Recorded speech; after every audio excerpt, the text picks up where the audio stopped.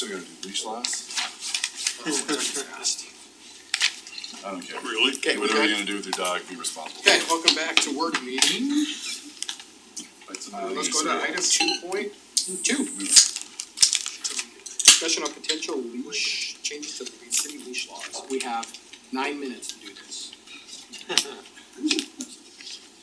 Currently, the city has a very standard leash law, and when we were discussing, the parks and open space ordinances, it came up. People said, well, I like to go on trails, got my dog on a leash. Now, I will say, probably knows this, we are not cruising trails, picking people up for at-large dogs. But, as that conversation went on, council, opted to keep the ordinance as it was presented in the parks. This is in a different section. There was a meeting, I'm not sure who with, but they brought forward, here's an ordinance that is used in Summit County in Park City, where essentially the owner, if they're responsible for their dog, they're responsible for their dog. So they've removed that requirement for a leash. So I was asked, well, what's the safest? Well, the safest is what every city does, which is you have to have a leash. Because it's easy to see, it's easy to enforce. And there's never that moment where somebody says, well, my dog has never done that before. That said, you can always change it, and the way this one was presented, that it's up to them. You can use a leash, as long as you have control of your dog. So really, this is just a moment, this was the ordinance that they had in, Park City. The only thing is we did put some discussion in 9 that it would be their liability. I don't know that matters. I think after talking, we'll probably just strike that. Because you're always responsible for your end, right? If you own it. So really, we just here, the one thing I would suggest is the city does not want to be in the business of certifying people that they're in control, because then we borrow and inherit a bunch of liability, because we said you can control your dog and your dog just bit a child, so. And we don't have We people. might win that liability case, but I think it opens us up, as well as the staffing needed to implement some type of program like that. And I'll say, even cases we win cost us a lot of money. Yes. It's just, We're in town. you do it one way or, one way or the other, there's gonna be an issue, right? If you don't have a leash and some dog bites somebody, they're gonna go, why didn't the city have a leash law? And if you, have dogs on a leash and somebody's not violating it, they're gonna sue them for not following, I mean, it's just, somebody's gonna sue somebody anytime that they don't like the result of something. Right. My only reason to continue to push this is I think that too often we create laws that just punish the responsible people because there's a few bad actors. And I think this flips it and says, okay, primarily we're gonna assume that people who have dogs in our cities want to take good care of their dogs, they want to be responsible with them, they want to maintain control over them. And we're gonna allow them to continue to do that as long as they understand what their control is, right? And I think the law, and you can correct me if I'm wrong, but I think that there is a standard what reasonable control is that correct? There'd be a normal person's assumption of what reasonable control is, right? Yeah, it's defined in what control means, in the ordinance. I think there's an argument that, people think that they're in control per the ordinance when they're not. And I think that causes some, prosecution issues, but, cause everyone's gonna have a different opinion. Like Chief is amazing at dog control, but someone else, maybe my daughter thinks that our dog is under control, but he is never under control. Right. So, we'll get arguments for sure on what control means. Sure. And I guess, and so I just felt like, I hate ordinances that we're just encouraging people to write ordinance. It's like stupid to me. And you know they're doing it. Half the people on this table said they do it, you know what I mean? So it's like, why do we have an ordinance then if you're always gonna be in violation of it? And I think it puts our animal control people in a bad situation too, because Now we're asking them to turn their head and don't look at the people who are breaking the ordinance because, well, we don't really care if they're doing that. If you don't really care if they're doing that, why do you have a rule that says they can't do it? So I just think, I think that, I actually, like, even at town days and stuff, if I saw people with dogs or walking dogs and things like that, I actually stopped and asked them, what would you think about this? I've been trying to reach out to different people, especially dog owners, and ask them. And at first, a lot of people go, oh, I don't know about that, and then I'll explain, help me understand how you feel about it. Do you ever let your dog off leash? Well, yeah, sometimes, those kind of things, and then it'd be like, oh, you're not saying don't have leashes, I'm saying, no, absolutely. The ordinance would say that you have to have a leash on your possession at all times, cause I believe that you should, right? But, there are gonna be times, neighbors who do this all the time, there's one of those little detention parks, right? And they walk by, let their dog loose, run around a couple circles, come back and hook it back on their leash and continue down the street. I have no issue with that, but our ordinance says we have an issue with that. And if our animal control is driving by that and watching that happen, then they're not doing their job either. So anyway, I disagree just on I don't know, on the same basis that I've mentioned in there. For me, these ordinances are just that, ordinances, and they're there to help us resolve problems. So to me, I look more towards the legal and enforcement part. No matter what ordinance it is, I don't want any of our people spending time peeking over the fence to see if I have an approved surface in my RV pad. I want them to have a tool to enforce it if there's a problem there, right? Somebody's But- playing fetch with their dog. Somebody's You don't playing want the fetch with police their to dog and stop. animal control goes by, there's no problem, I don't want them to go harass that person. That ordinance is there if there's a problem, that then there's a way to handle that, to resolve that. completely agree. And that's what this ordinance would do. If there's a problem, if you're not maintaining control of your dog, then animal control can come in and say, hey, you're not maintaining control of your dog. There's a problem, you're having these kinds of issues with your dog, you're not maintaining control of your dog. So first, for me, this is just devil's advocate, right? So if, again, for me, I'm just gonna go back at the end of this and say, what is the safest thing for us to do to help the most people? That's really where I'm gonna be. The first thing I asked when I saw the language on here was like, even right now, and I was told that, well, actually, doesn't matter what any of this is, that this could continue. Like, I take my dogs on a walk, this happens all the time with any of the dogs I've had over the last 25 years, because I have big dogs. Walking down the sidewalk with a leash, somebody's in their front yard with their dog that they think they have control of. Something happens, I'm on a public right of way, right? Something happens, we call animal control, what happened and where? He said, she said, what do we do? Right, to me, it's the point of conflict that we're trying to put a tool in place to help resolve it. If it's too ambiguous, it doesn't help resolve it, it makes it more drawn out and cause more time and more money than what we're trying to do the opposite. We're trying to make it easier to enforce, easier to say, when there's a problem, easier to resolve it. To me, when the language is too ambiguous, and I understand your point, I don't wanna punish anybody, I'm never gonna tell them that. I want you to patrol, and if somebody doesn't have their dog on a leash, regardless of the situation, I want you to tell, enforce it and give them a ticket, whatever. I don't want that. To me, our ordinances are not there for that. I don't want anybody spending their time patrolling looking for it, but they're there to help educate people and resolve those problems when they happen.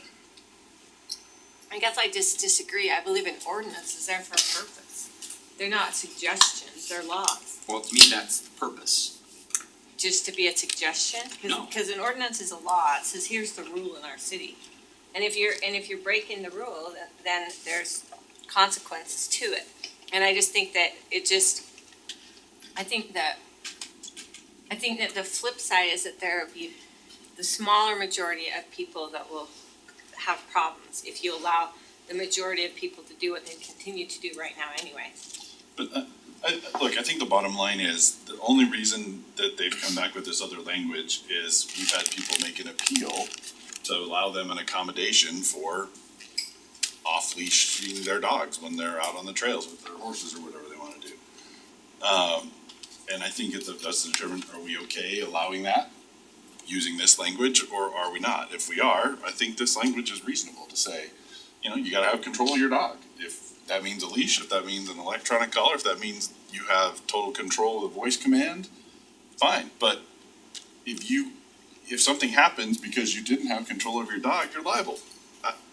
I don't necessarily know where that exposes us to much risk here. So the one thing I will say, this code here as presented does not change Title VII where they're prohibited to run at large in or to not be on a leash in a park. So if you think at Town Days, there was that little tiny dog walking around, nobody was gonna have a problem with that. I was more worried about the dog getting stepped on. Yeah. But if you had, you know, we've all seen people, they bring dogs that they think are great, mostly maybe to show off how big a dog they have, and they've got this dog, and you're thinking, you're crazy if you let that dog off, and anybody who walks near it, cause it's, you know, it's got this special halter and a muzzle on it, you're thinking, what did you bring this to public for? That happens at those kinds of events.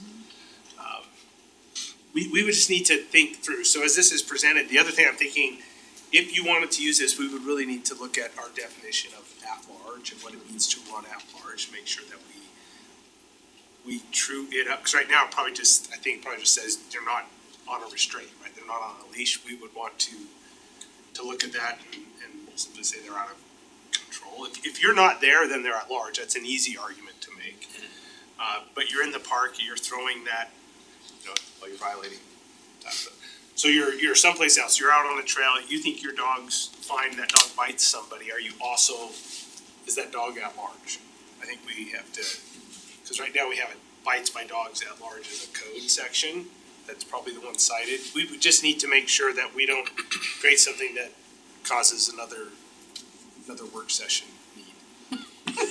Fix and bring it back. For what it's worth for me, I'll look to these two and say whatever protects the city the most from liability and whatever helps our people do enforcement, that's what I'm in favor of. I think for liability, I think it's minimal unless we do permitting, then I think it's increased a little bit. Whether we have an ordinance like this or on leash, ultimately the dog, the owner of the animal is gonna be responsible for any issues.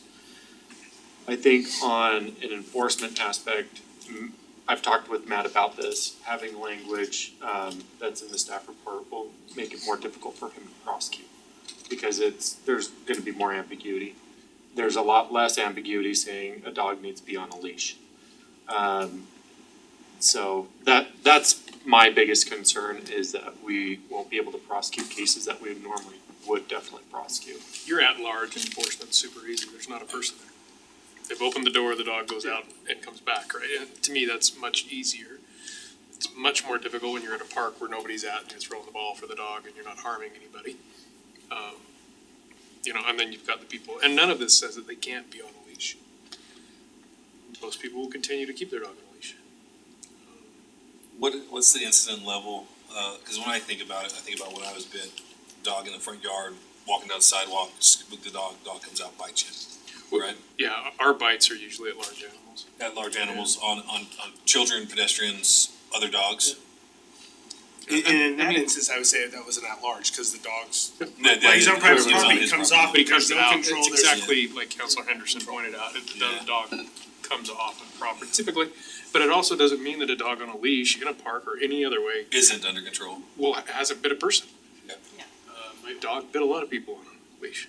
I think we got that on was record, trained so- to- I think Most of the time. he was being paid to do that. He was making his living.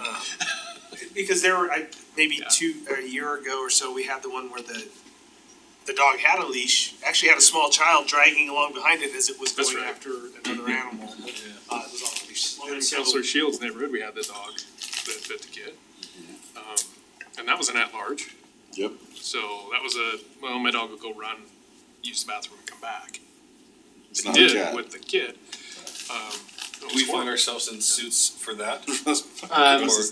Those I'm less worried about prosecuting because it's pretty clear that they're not under control. It's the dogs that are wandering that there's maybe it's making someone nervous or something. Like, for example, when I was in Bluffdale, they didn't have at the time a leash requirement, and I go on walks, and I was going on a walk and this dog just started running at me and barking wildly. It made me pretty nervous, and I'm okay with dogs. But I could see that kind of being an issue that, well, you're not under control, and then that person who owns the dog, There's yeah, no I law. am, he didn't bite you. That sort of thing. So, But a dog on a leash does that oftentimes oh, for sure, too. it could. I guess, But I guess we're But just. do you feel as threatened with somebody holding it on a leash versus one that Right. is Just running unrestrained? loose. Well, and if it's running loose, then it's at large.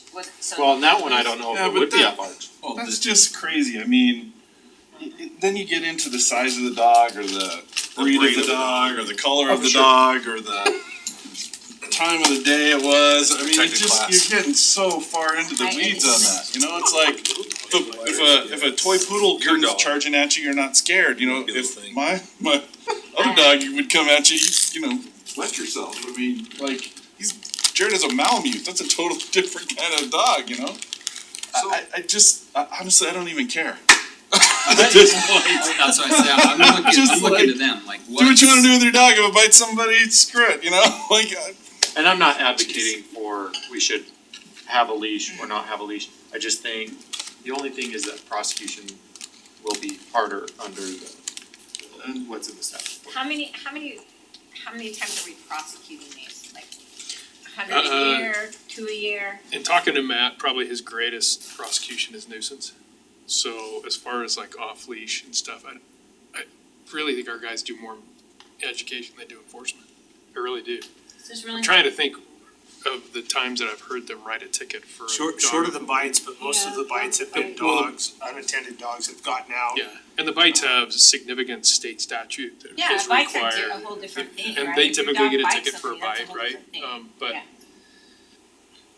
I think most everything has been either at large, which is also nuisance, right? And Matt says that's the majority of what he prosecutes. There's 7 things he prosecutes in a typical ordinance.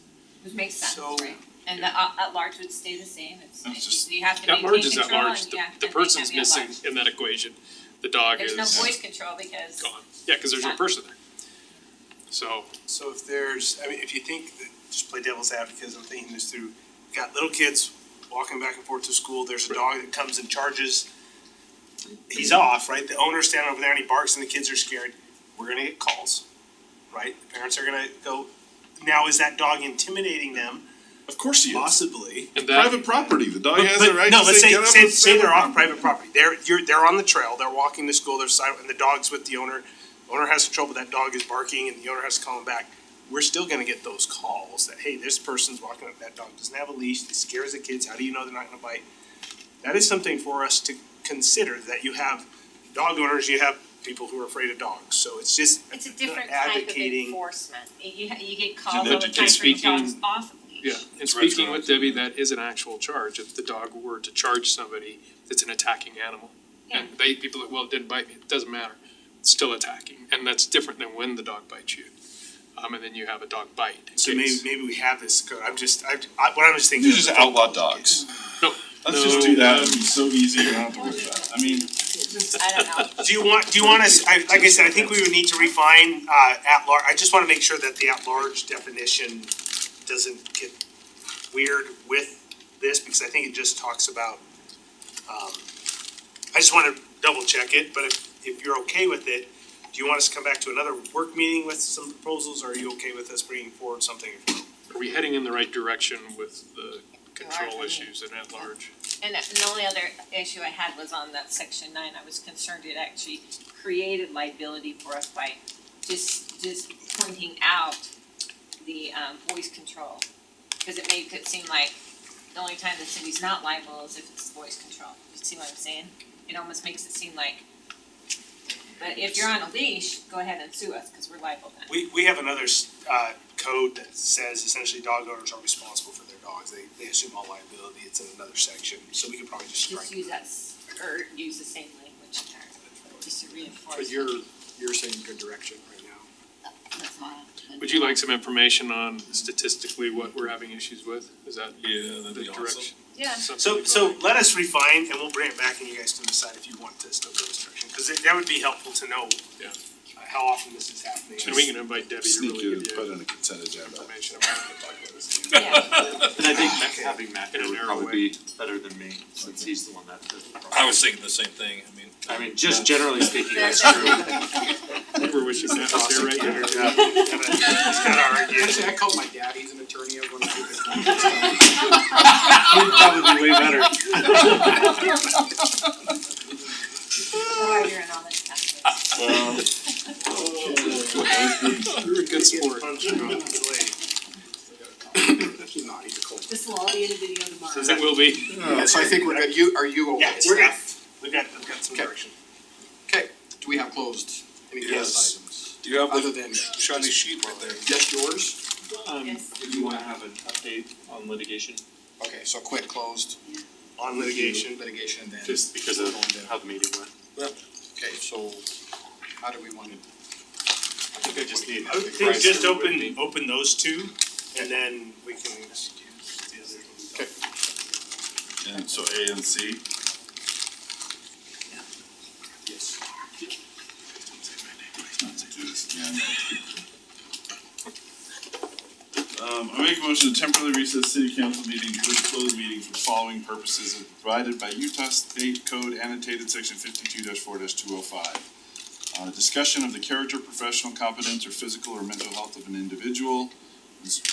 Strategy sessions to discuss pending or reasonably imminent litigation. Okay. This just needs a Second? Second. Second by, we'll give it to Teddy. Jared. Sure. Yes. Jared. Yes. Yes. Okay, so go to closed, it'll be held in here, who do we need? For the litigation one, we'll cover first.